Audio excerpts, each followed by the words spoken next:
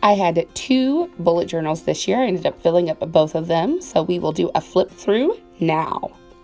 2019 was my first year ever doing a bullet journal, so there is a lot of experimenting going on, but I really love my bullet journal. It definitely makes me more productive, but you will just see while flipping through here that some of it is really messy looking, and that's because I was experimenting. So there's March. My theme for March was a chemistry theme, and it turned out to be a really fun theme. I did different flasks for my mood tracker, and I had a lot of fun with the weekly setups for this theme as well.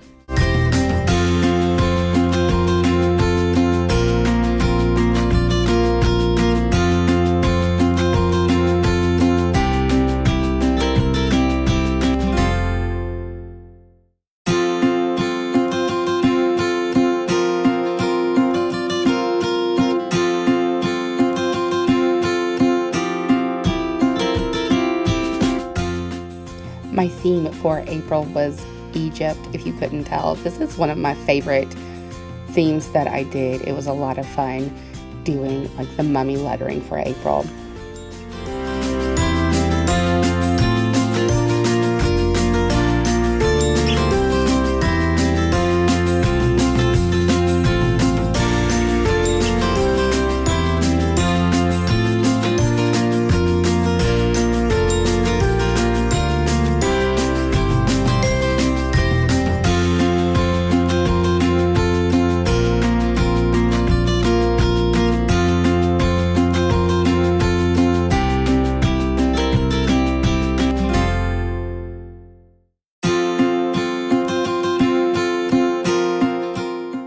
The theme for May was vines, and you will see I got into some kind of elaborate stuff, but May was a really rough month for me. So when you're looking at this, you'll see I didn't do mood tracker, habit tracker very much, and I kind of completely fell off the map. But I really did love some of the drawings that I did for my weekly spreads this month.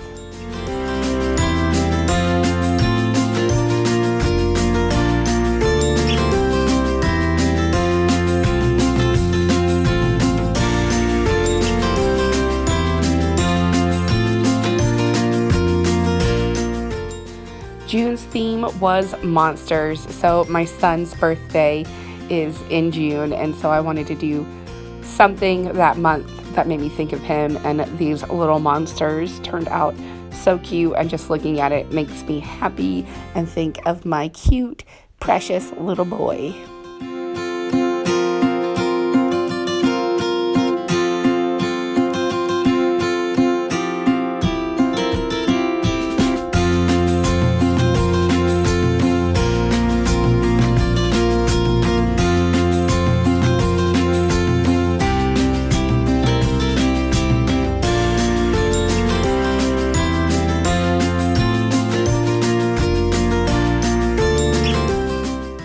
For July, I just decided to keep it traditional and went with 4th of July Independence Day theme here. So I have lots of red, white, and blue for the month of July.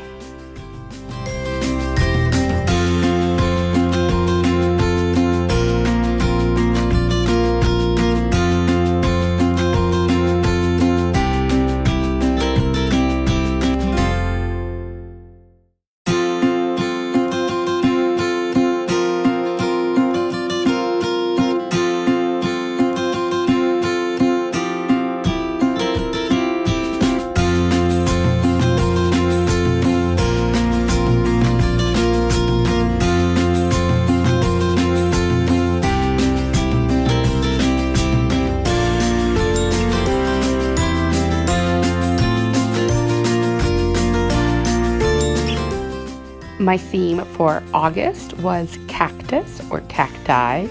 Looking back at this, I just feel like every month I'm like, man, this was my favorite thing.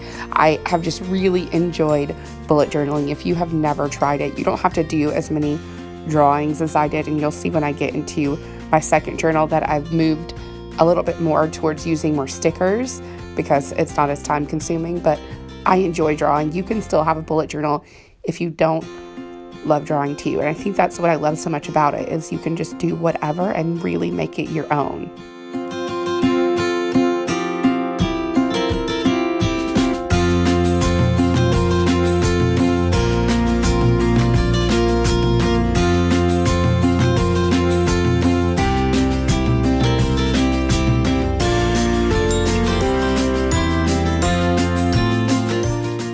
So August was the last month that I could fit into this journal, so you'll just see that the rest of this is just kind of me practicing calligraphy there. And now we're into my second book.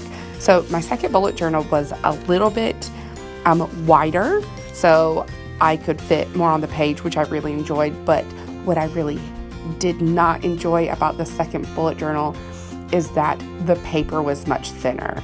So this one I got it at Walmart while school supplies were on sale, and the paper is just so thin that you can see, and you can see it even on this page, you can just see through it. So I think that's another reason I ended up doing way more stickers for the last few months than I did in the first half. So September's theme was twinkle lights and mason jars.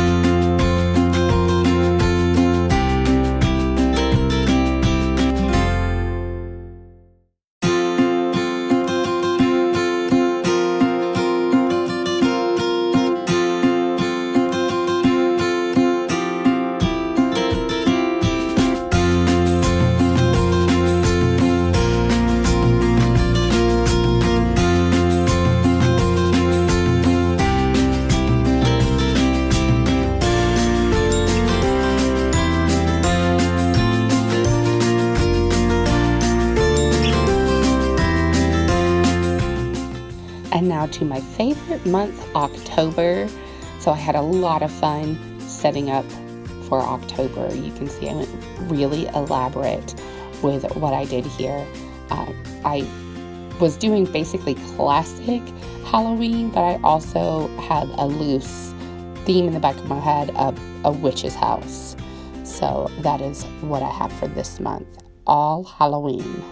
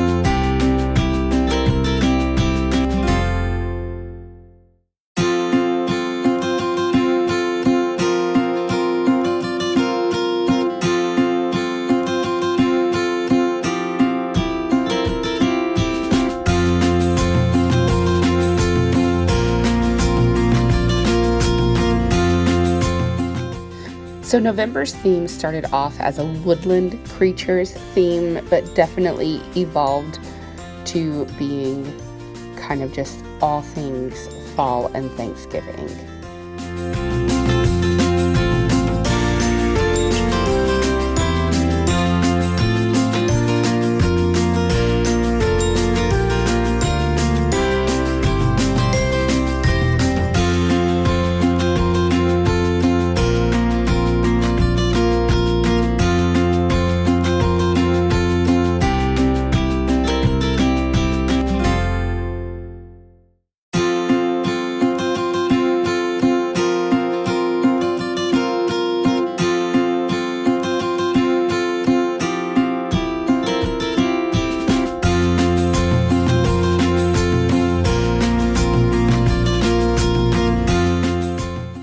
At the end of November, I did go ahead and do my Elf on a Shelf planning. So my little boy is 3, and we had a lot of fun with Elf on the Shelf.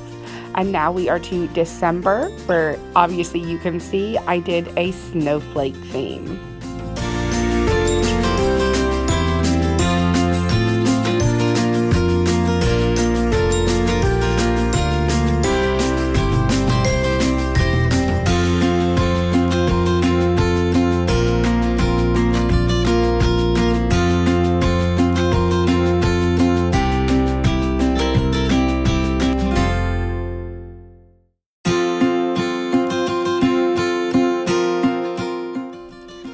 we have made it to the end of my 2019 bullet journal.